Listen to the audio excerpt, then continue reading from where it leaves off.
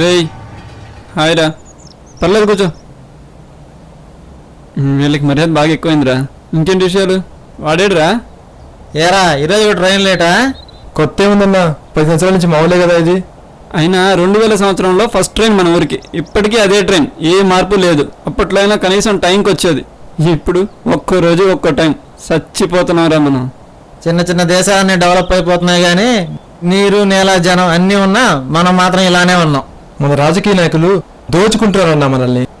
ఎవరికేస్తున్నారా vote ఈసారి? ఏదైనా కొత్త పార్టీకి వేదలుచుకున్నానన్నా. నువ్వు?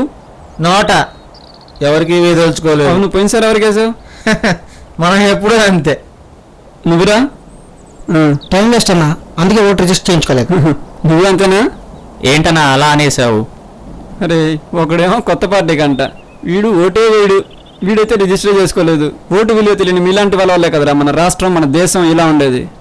ఇంకా మన రాష్ట్రంలో లాస్ట్ ఎలక్షన్స్లో 4,20,87,091 మంది ఓట్ చేస్తే దానిలో 2,67,11,129 మంది, అంటే 63.47% రిజెక్ట్ చేసిన కేవలం 36.53% ఓట్లతో గవర్నమెంట్ ఫామ్ చేయగలిగారు. దీనికి ముందు కూడా ఇలానే 65% ఓటర్స్ రిజెక్ట్ చేసిన గవర్నమెంట్ ఫామ్ చేయగలిగారు. దీనికి కారణం ఓట్లు చెల్లడమే.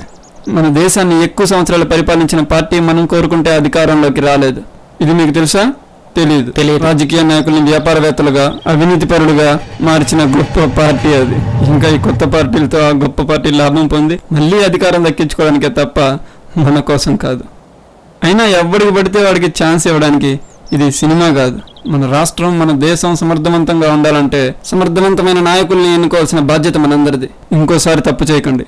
దాని పర్యవసనం అనుభవించాల్సింది మనమే, అనుభవిస్తున్నది మనమే. మన దేశ రాష్ట్రాభివృద్ధి కోరుకునే మనమంతా ఓటు హక్కును వినియోగించుకొని సైకిల్ గుర్తుకు ఓటేద్దాం, చంద్రబాబుని గెలిపిద్దాం, అభివృద్ధిలో పయనిద్దాం.